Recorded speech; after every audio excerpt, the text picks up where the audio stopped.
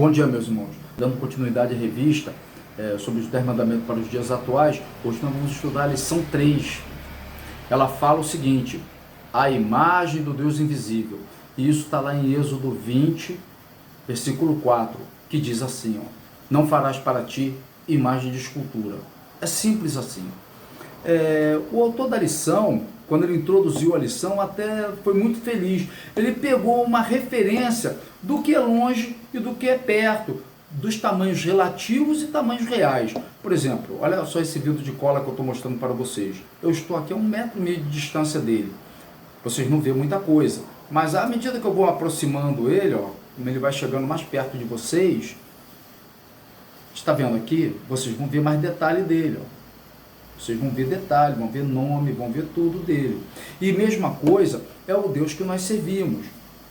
A gente tem que estar perto dele para poder saber as características desse Deus que nós servimos.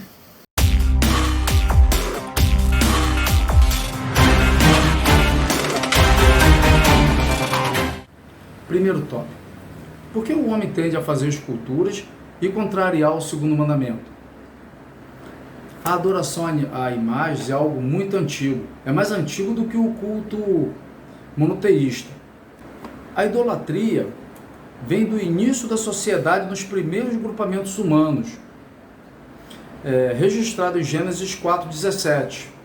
A Bíblia registra a Babilônia como a mãe de todas as abominações, conforme Apocalipse 17.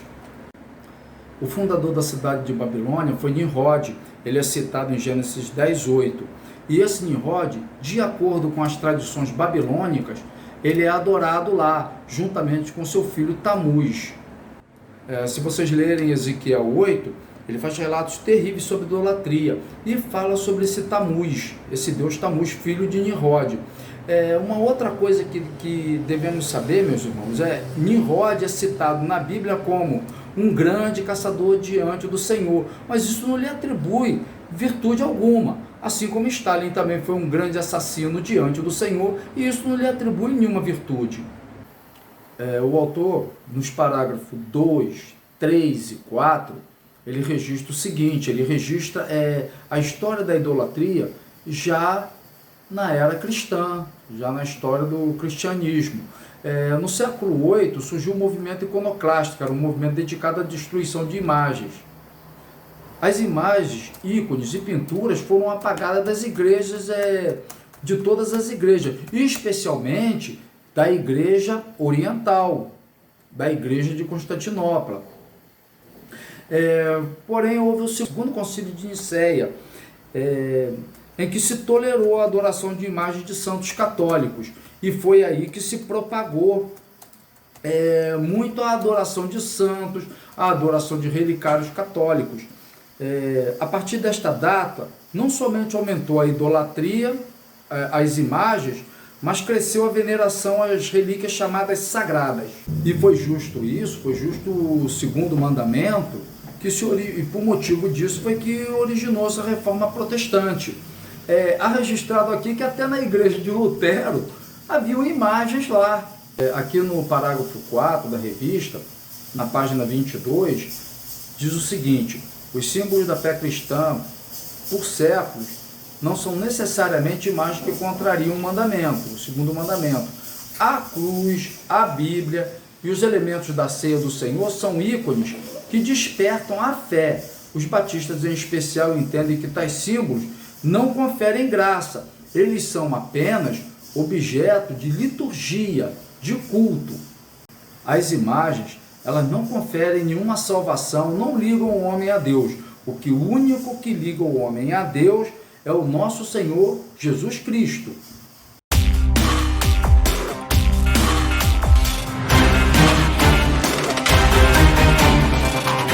O segundo tópico fala o seguinte: consequências da desobediência ao segundo mandamento. No parágrafo 1 da revista, aqui na página 22, ele já faz uma advertência. Descumprir o segundo mandamento implica em sofrimento para os da terceira e da quarta geração. O parágrafo 2 da revista nos infere a seguinte pergunta: Por que Deus é tão severo à idolatria a ponto de sentenciá-la em Romanos 1, 23, 29? Então, fazendo uma alegoria aqui, imagina você tem filhos, você cuidou dele, você alimenta, você sustenta em geral o teu filho, e num dado momento da idade dele, ele vai prestar obediência, respeito e carinho a uma outra pessoa estranha a você e não a você. Como é que você se sentiria como pai? Você ia ficar triste e zangado com isso. Você ia ficar zangado, ia ficar irado.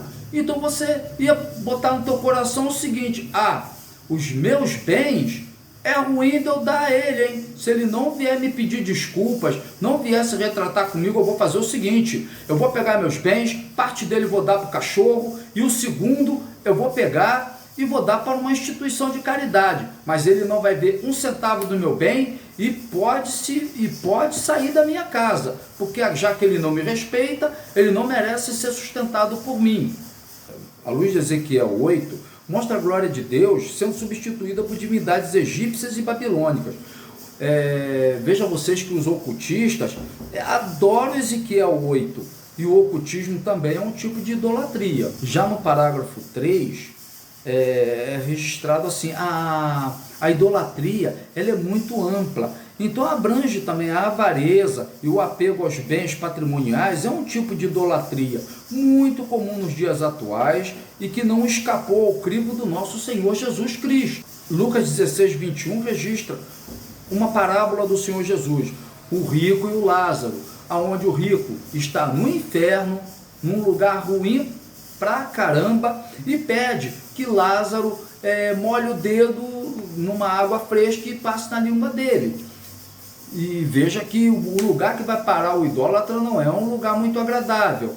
E também uma outra parábola do Senhor Jesus, uma outra ilustração, fala em Lucas 12, 16, o rico insensato, onde o camarada pega e constrói um celeiro, junta riquezas, e depois ele, vou construir mais um celeiro para juntar mais riquezas, mais produto. E o Senhor fala o seguinte para ele: olha, e depois disso, o que você vai fazer com a sua alma? Para onde vai a sua alma? E a terceira fala também em Mateus 6, 24, fala nos dois senhores: ou você bem adora as riquezas, ou você adora ao Senhor Jesus.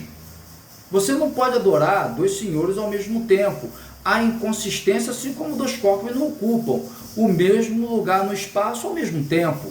Essa é a inconsistência que está nesse versículo, que o Senhor Jesus fala. Nós vamos ver registrado na Bíblia o juízo que Deus tem contra a idolatria. Isso está registrado em Apocalipse 21, 8 e 1 Coríntios 6, versículo 9 a versículo 11.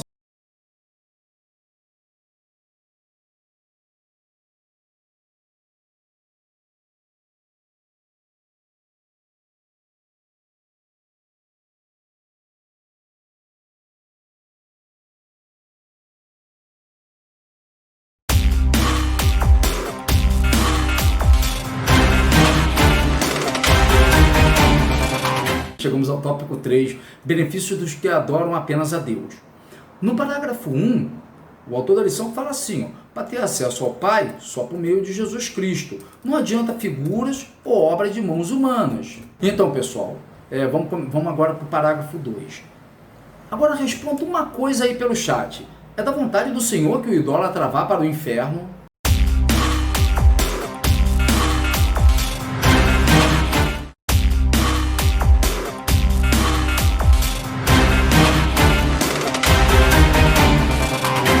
O nosso compromisso é orar por todos os homens para que todos se salvem, conforme está lá registrado em Timóteo, 1 Timóteo 2,4. Vocês vão ver aí.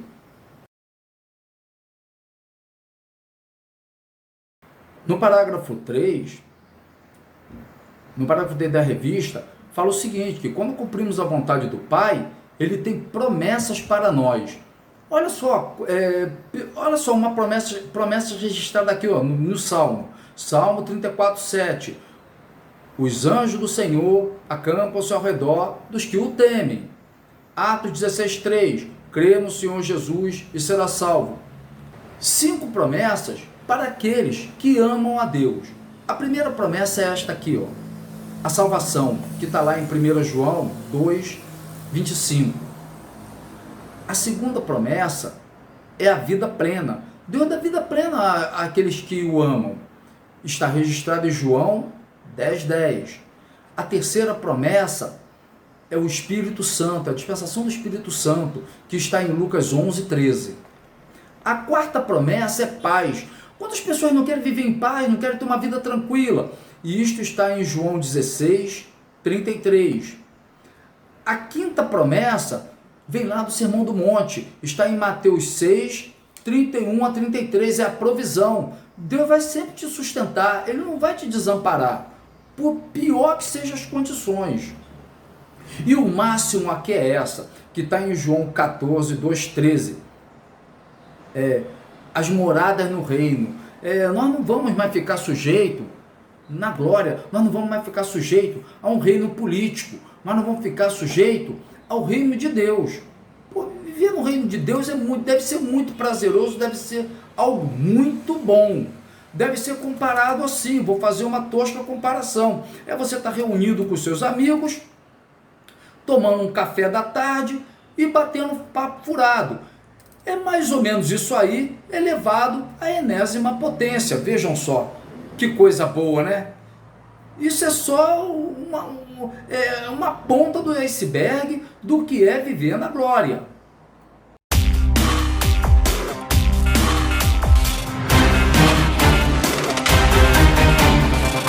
Agora vamos à conclusão, para a nossa reflexão. 1. Será que na nossa igreja existe alguma coisa roubando a nossa atenção de Deus? Então, este estudo vem de encontro a um mundo veloz e desgovernado. Desgovernado como um carro guiado por um bêbado. Um mundo atribulado. A nossa esperança não é vã. E está afirmado que este sistema caótico está no fim, com a vida do nosso Senhor Jesus Cristo. Gente, um bom domingo para todos e uma boa semana.